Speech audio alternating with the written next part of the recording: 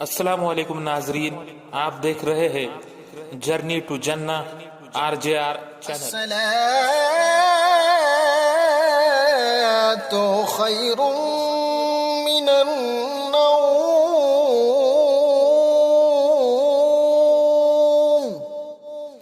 अस्सलातु खैरुम मिनन नौम।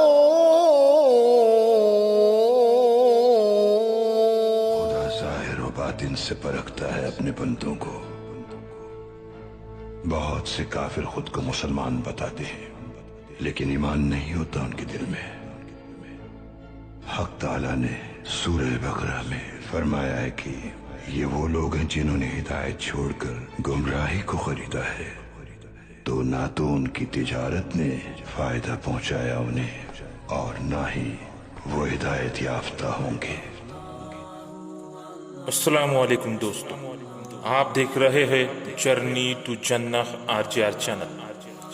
नाजरीन करामी, जब से लोगों ने अर्तुगरुल गाजी सीरियल देखना शुरू किया है, तभी से सल्तनत उस्मानिया, अर्तुगरुल गाजी, गाजी उस्मान और जो भी बड़े बड़े कैरेक्टर्स इसमें फिल्माए गए हैं, उनके बारे में काफ़ी कुछ लिखा और बयान किया जा रहा है। इस सीरियल में अर्तुगरुल गाजी के रूहानी पेशवा और मुर्शिद के तौर पर इब्ने अरबी को भी दिखाया गया है। लोग उनके बारे में जानने के लिए काफ़ी उत्सुक है और ये कोशिश कर रहे हैं कि आखिर इब्नुल अरबी कौन थे और उनका किरदार क्या रहा। अर्तुगरुल गाजी की फतह और कामयाब होने में तारीख में उनका जिक्र किस तरह आया है, और कुस्तुनतुनिया, जिसे आज हम इस्तांबुल के नाम से जानते हैं, उसको जब फतह किया गया था तो उसके बारे में भी हजरत इब्नुल अरबी ने पहले ही बशारत दे दी थी कि किस तरह फतह होगा और कौन शख्स उसको फतह करेगा। और उन्होंने बता दिया था कि अर्तुगरुल गाजी की नस्ल में आने वाला जो एक शख्स होगा, जिसके हालात ऐसे ऐसे होंगे, जिसका चेहरा, जिसकी बनावट ऐसी ऐसी होगी, वो शख्स उसको फतह करेगा। और यकीनन बिल्कुल वैसा ही हुआ था। अर्तुगरुल गाजी की छठी नस्ल में पैदा होने वाला एक शख्स, जिसे हम सुल्तान मोहम्मद फतेह के नाम से जानते हैं, शेख अकबर मुहीउद्दीन इब्ने अरबी अलैहिर्रहमा, एक बहुत बड़े सूफी बुजुर्ग, अजीम फलसफी, अलीम दानिश्वर गुजरे हैं। वो अल्लाह के बहुत बड़े वली थे, जिन्होंने अपनी पूरी जिंदगी तबलीग के लिए गुजारी और हमेशा दीन इस्लाम की तबलीग करते रहे।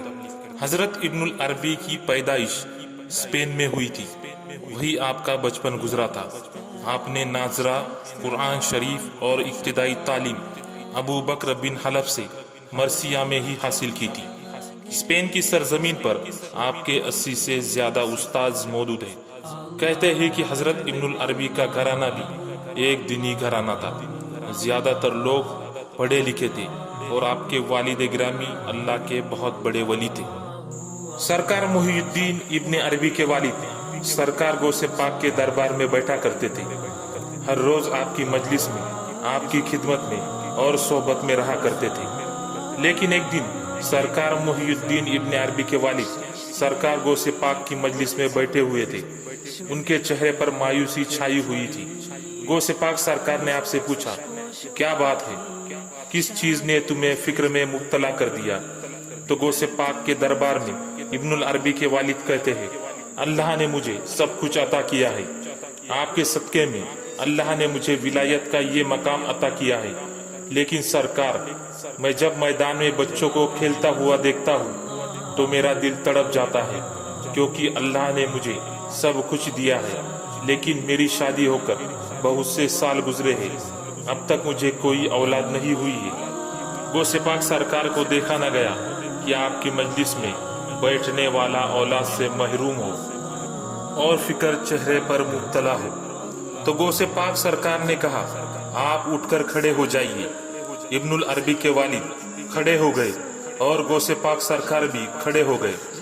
गौसे पाक सरकार ने कहा, मेरी पीठ से अपनी पीठ लगा लो।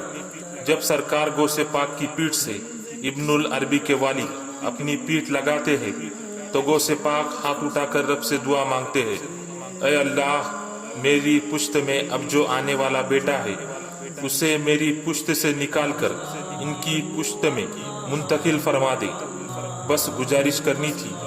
अल्लाह ने इब्ने अरबी को उनकी पुश्त में मुंतकिल फरमा दिया, इसीलिए आपको गौसे पाक का रूहानी बेटा भी कहा जाता है। दमिश्क के हाकिम अल मलिक आदिल ने आपको दमिश्क आने की दावत दी। उनकी दावत पर आप दमिश्क पहुंचे और आखिरी वक्त तक दमिश्क में ही रहे। आपका इंतकाल 80 साल की उम्र में दमिश्क में ही हुआ। 28 रबीउल अव्वल 638 हिजरी मुताबिक 12 नवंबर 1230 ईस्वी में जुमे के दिन आपका इंतकाल हुआ। अगर आपको हमारी ये वीडियो पसंद आई हो तो इसे लाइक जरूर करें और हमारे चैनल को सब्सक्राइब भी करें, ताकि जब भी हम कोई नई वीडियो डालें तो उसका नोटिफिकेशंस आप तक सबसे पहले पहुंच जाए।